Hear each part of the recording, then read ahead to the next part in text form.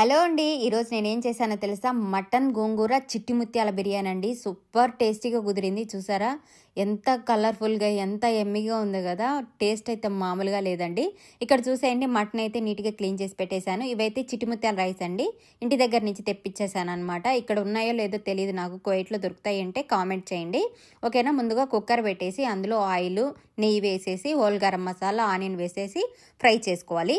ఇందులోకి మసాలా అల్లం, వెల్లుల్లి, పచ్చిమిర్చి, కొత్తిమీర, పుదీనా ఇవి కూడా మిక్సీ వేసుకొని మెత్తగా పేస్ట్ చేసుకోవాలి. ఆ పేస్ట్ కూడా వేసి బాగా ఫ్రై చేసుకొని ఇందులో ఉప్పు, పసుపు కూడా వేసుకొని ఫ్రై చేసుకోవాలి. తొందరగా ఫ్రై అవుతుంది అనమాట. తర్వాత మటన్ కూడా వేసుకొని బాగా ఫ్రై చేసుకొని ఇందులో ధనియాల పొడి, కారం పొడి, గరం మసాలా అది కూడా వేసి ఫ్రై చేసుకొని ఒక కప్పు పెరుగు కూడా వేసుకొని బాగా ఫ్రై చేసుకోవాలి.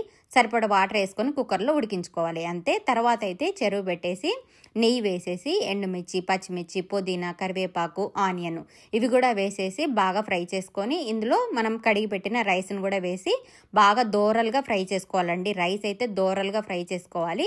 తర్వాత గోంగూర పేస్ట్ వేసాను. గోంగూర పేస్ట్ ఏం లేదండి, ఆయిల్లో గోంగూర, ఉప్పు, పసుపు వేసి బాగా మగ్గించుకుంటే పేస్ట్ లాగా అవుతుంది కదా. ఆ పేస్ట్ వేసేసి రైస్లో బాగా రైస్తో పాటు ఫ్రై చేసేసి తర్వాత మనం ఉడికించిన మటన్ గ్రేవీ కూడా వేసుకొని మొత్తం కలుపుకోవాలి అంతే అండి.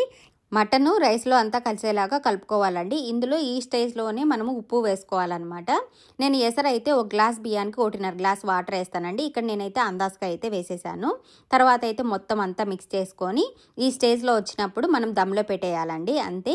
మటన్ చిట్టి ముత్యాల గోంగూర బిర్యానీ అయితే రెడీ అయిపోతుంది. ఇందులో కాంబినేషను రాయితా చేశానండి. Thank you for watching.